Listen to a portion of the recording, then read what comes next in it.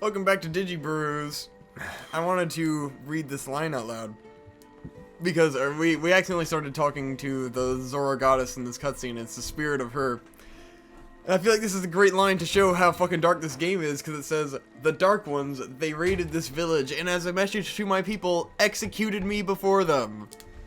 Yep. The Dark Ones murdered the Zora Queen, and I am talking to her ghost right now. That is how dark this game is. Well, I mean, hey, it's not that bad in Zelda world. Everyone comes back as a fucking ghost. It's like Yeah, but only Star to Wars Link because he's like a special chosen one dog. Oh, chosen one, chosen And she's like a fucking one. goddess. You are the chosen one. Do you remember that song? Yes, that is Pokemon shit, right? It's by the B-52s. So there. Oh, that wasabi is like Do you doing know all the kinds of shit to my B-52s? stomach. Maybe? They did Love Shack, baby. Oh, Love Shack, they did and that song? Rock Lobster. What the fuck? Yeah. That is so ridiculously random. Chosen one. You are the chosen one. That's how I imagine it now. Yep, that's how it sounded. What did she tell me to do? If you want me to do some kind of shit, I'm just gonna swim upstream. Whatever. Pokemon movies had the American releases of Pokemon movies, at least, had soundtracks of mostly pop music, like from popular artists. I always thought they were like- just like random obscure artists, though. I didn't realize like actual artists. No, it did was always anything. it was like Britney Spears and like Oh, fuck. or Backstreet Boys, or I think there was at least one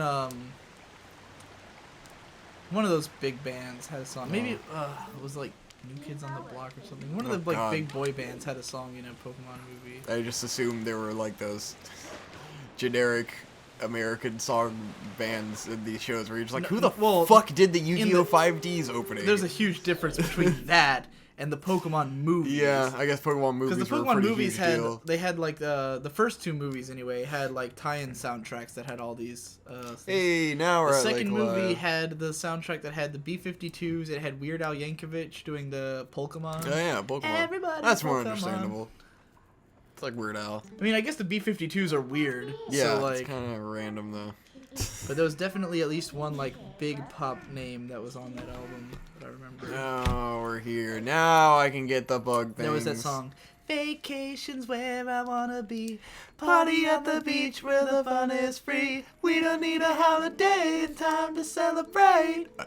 'Cause I need a break. I need a vacation. Yeah. That fucking great Squirtle scene, but poor Squirtle fails through that shitty Meryl. Oh, that was the best part of those movies, was like that first Pikachu's vacation thing. That was just fucking amazing. All the Pikachu side stories were great. The one from the second movie was the one where they went into the forest and like they were trying to. I think it was Togepi got lost and they were trying to find Togepi. That one was beautiful though. And that had the theme song for that one. That was the one that was like a popular pop group. It was what was the theme song? It was like they were saying like I'll find you like no matter. I don't fucking know. Fuck. I'm gonna rescue you. Something Yeah. Like that. I Something don't like remember that. the lyrics though. Shit. I used to know all these songs. Yeah. Oh. I'll rescue you, and when I do, you gotta rescue me. What the fuck? Yeah, yeah. Oh, that is, yeah. Something that's like great. that. Oh shit. Now you can warp. See, I was thinking I was not thinking Akuru, the Twilight Pruki. Please use your words. Yes. You were right. Fucking shit up. Sorry, I'm eating an octopus right now. We need like a 3D HD remake of Oregon Trail. Like a modern, graphical update. The game is like text-based. Yeah, man. We need like an open world, like fully realized version of Oregon Trail. Or like instead of just like your mom died. It's like you actually get like a full like The Last of Us-esque scene of your mom dying. Exactly. And she's like, "This is not us." The last of Oregon Trail. Oh my god. You all right? We all good? We alive still? Yep. Oh! I'm killing bugs, man. Just give me a break, man. The third where'd Pokemon the thing go? movie was the one where Where's my Sparkle? Pikachu teams up with the two Pichus, and they're in the city. There's like a giant place made of like trash and tires and shit. Oh, that one's pretty fucking cool too. Yeah, it was the one. They're all just fucking beautiful. That was the one where it was the 1 year anniversary the art design is wonderful. of Pikachu and Ash meeting. Yeah. And this is where because like, you know, people talk all the time about like Pokemon's continuity being fucked up. Like, oh, how come Ash doesn't grow up older? Like, cause here's the thing, and I've complained about this for 20 years now, but no one was a bigger Pokemon fan than me back then, right? Yes. And so like when other people talk about Pokemon and they have to like kind of remember stuff, or they like have half-formed opinions, like, this shit mattered to me. The progression of Pokemon's story mattered a lot to me, right? Yes. And in season 1, when they make it to Viridian City to fight Giovanni, because Giovanni's the last gym, and they have to go back to Viridian City where they'd been in like episode 2 or 3, and they go back, and Ash says it's been 1 year since we started our adventure together. Wow. So like they kind of fucked with the timeline. It was like it was supposed to be like 1 year since they had first come to Viridian City. Yeah. Which made sense. It had been enough episodes, enough things had happened. I could see it, right? But then you get to the third movie. Now, mind you, at this point we've been through like roster changes. They've been to the Orange Islands. They've had it's like 1 year anniversary. This of Ash is the Johto Pikachu. League. Totally. Are you sure it was the 1 year anniversary? Yeah. And it was fucked. And it was Pikachu and Ash were like in the preview. I mean, maybe this took place before then, but it was in the Johto Pokemon. Yeah. You know, like Johto Pokemon were there, and they were like, "Oh yeah, we've been together for 1 year," and they were having this whole celebration about it. It's like, motherfucker, I'm 15 now. That was the moment that hadn't been that long when I was a kid where I realized that the Pokemon story was not going anywhere. Like, yes. You know, it was just kind of like, oh, I thought it was a year ago when you fought Giovanni before the Orange Islands, before Pokemon 2, you know, and now we're on Pokemon 3, and yeah, not a lot of character development going on in Pokemon. And then as it keeps going, Ash suddenly gets the Shonen reset where he's just weak for no reason. He's just a dipshit. Pikachu gets always his ass kicked by like minor Pokemon. They can't just give us a new guy, you know, give us a new Ash. Let Ash have a son. It can't be Ash's son who acts and looks just exactly like Ash. Like Dragon Ball Z. Come on, man, exactly.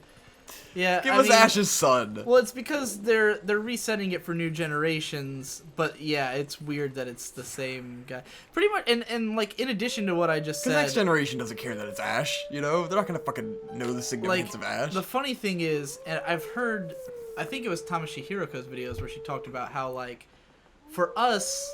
In the English version, they put a lot of like romantic subtext between Ash and Misty that apparently didn't exist in Japanese. And I honestly think most of it was because if you had the soundtrack for the TV show, like the American soundtrack, there was this whole song about Misty like being in love with Ash. Fucking stupid cheesy ass song. Yeah, it was horrible, but like that song was there, and so you always had the impression that Misty was in love with Ash, like secretly, like she was tsundere for him. And then it never pans out because she just leaves. Yes. Like, you know, like... I hated that as a kid. I was just like, really? Yeah. She's gonna fucking leave? Because, like, you know, you're still in the mindset that Pokemon is progressing and that it has, like, a narrative arc. And, like, you know, when Brock left, it was like, okay, I could see that because Brock, you know, had other shit to do. He had ambitions. And, I mean, Misty wanted to be the greatest water trainer or whatever, but, like...